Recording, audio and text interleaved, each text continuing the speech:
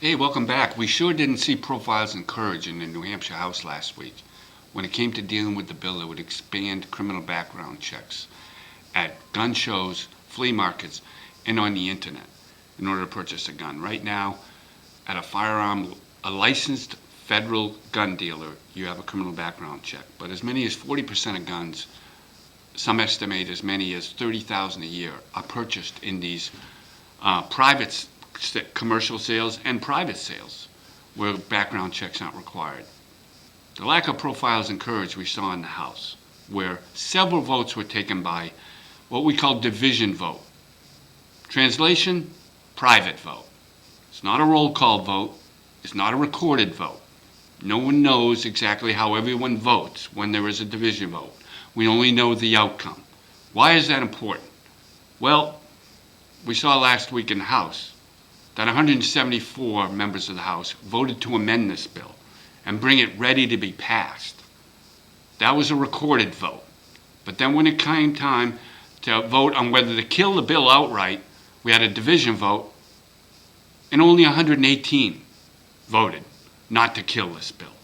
So as many as 60 members of the House, most of them Democrats, I would submit,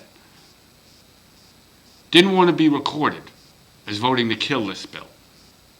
Wanted to be able to be recorded as wanting to amend this bill so they could tell their friends that support gun control, I was for you.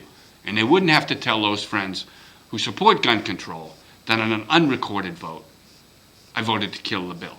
How do I know it was Democrats? Well, all but one Republican wanted to table this bill. All but one, a recorded vote.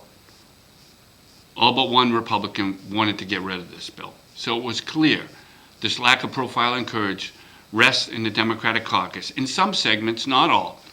And I never think it's good for democracy when we have unrecorded votes.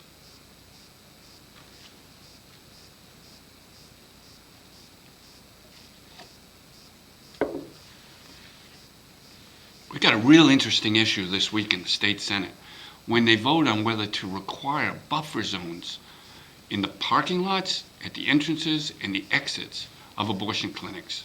This controversy really stems from what happens every Thursday at the Pennacook Street Clinic operated by Planned Parenthood of Northern New England in Manchester. Anti-abortion activists are out there. And staff and clients of Planned Parenthood have said sometimes they've felt harassed or intimidated. Now, the protesters came to testify against this bill and essentially said, we hold signs, we're respectful. And by the way, one of them said they had their car shot up with pellets from a pellet gun because they had protested.